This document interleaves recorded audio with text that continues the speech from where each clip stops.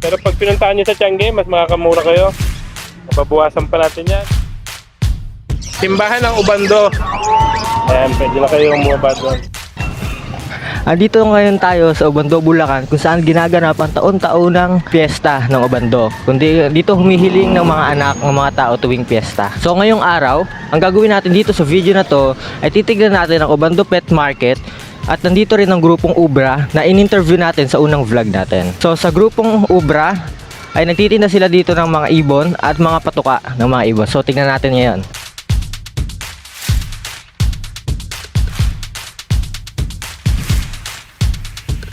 So ayun guys, nandito tayo. Bago natin kaibigan Ayun. vlogger, May kasama tayo guys. So pakilala muna natin. Kuya, ano ba pangalan nyo? Elias Raimundo. Yon, Elias Raimundo. Kayo po, kuya. Lito Pascual. Yon, dito, Pascual. Kayong dalawa pa lang po ba? Tayo yung mga miyembro ng Ubra. Oo. Good morning. Nandito yung mga ibon guys. Mga boss, mga naghahanap ng mga libangan at saka ng mapagkakabalahan.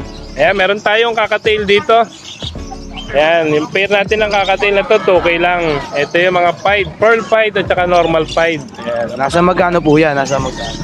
2K lang ang presyo nito. Okay, 2K. 2K, sulit ang 2K niya. So, sulit na daw po yung 2K nyo dyan. Ito naman, napakagandang kulay.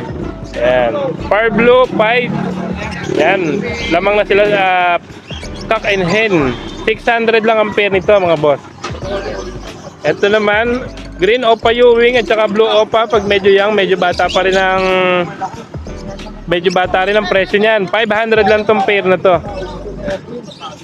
Ayan, sa blue opa line at saka blue opa Ewing natin, 600 matured na. Ayan.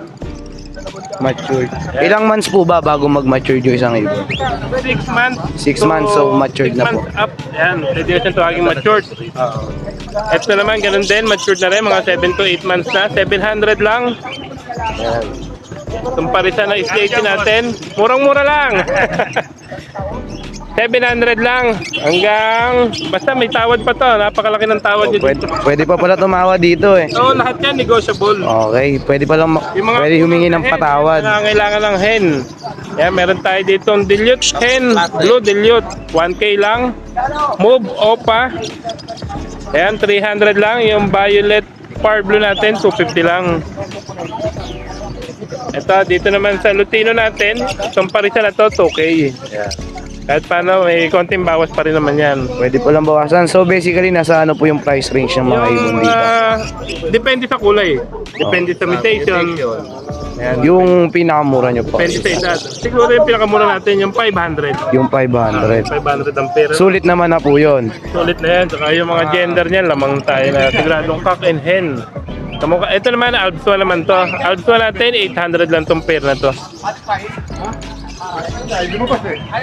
Ito, pastel at saka green opa. 600 na lang to mga bossing. Matured. Bull cielo natin, split ino. Saka green opa Ewing na split ino. Clear pied lang yung opa Ewing natin, ano? 1K lang to mga boss. Dito sa green opa line, back to back. Ito medyo yung lang konti, pero mga nasa 4 months up na sila. 600 lang to.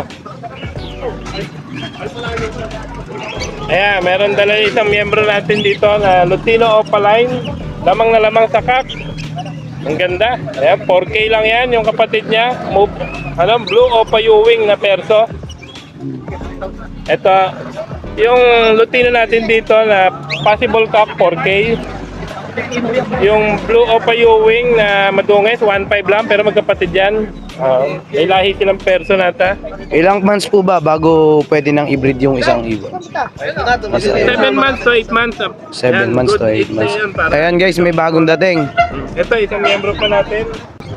Bagong dating, madami-dami na naman. Lagi lang siyang late, pero laging maraming dalang ibon niya. Yung pala, lagi lang late. Yan. Yung mga slaty perso natin, 1K ang isa. Yung far blue perso, 500.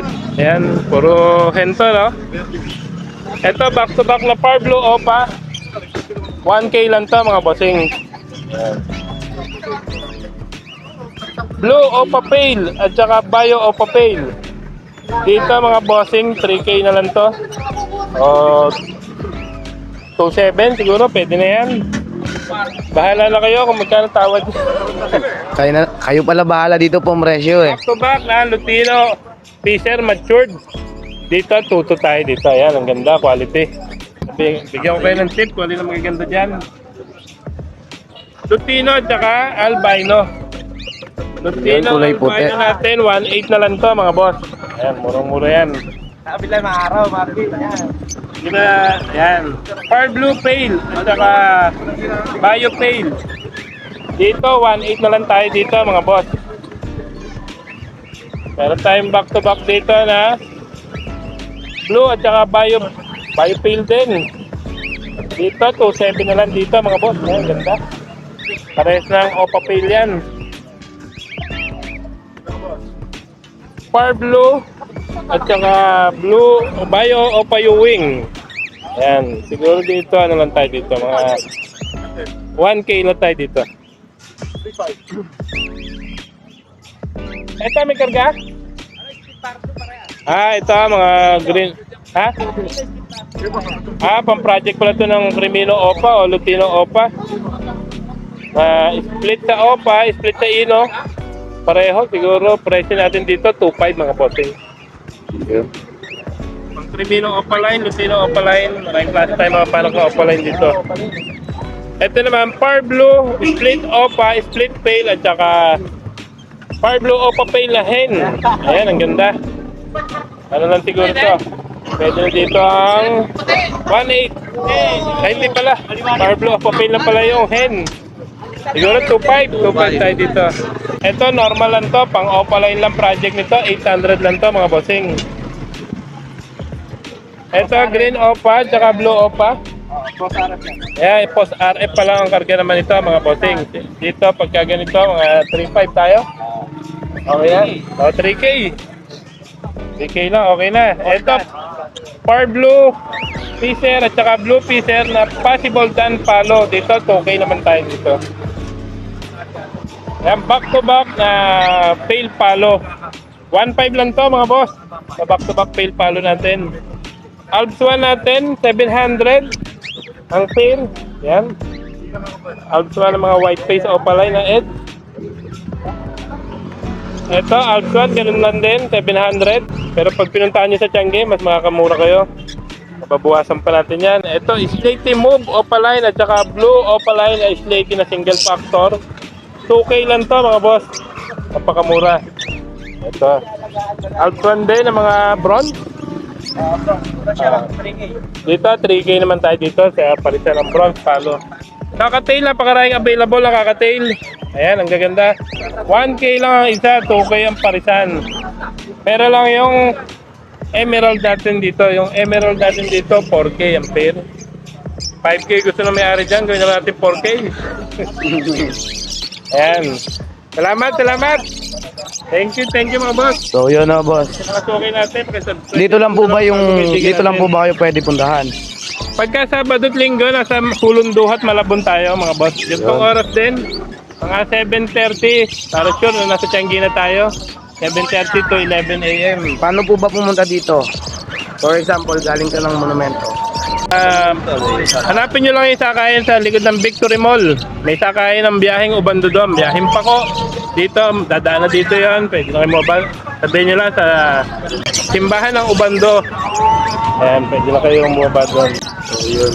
Nakita natin boss, mukhang di lang ibon ah. Meron tayo mga Ay, mga accessories dito. Ito, handed formula. Okay.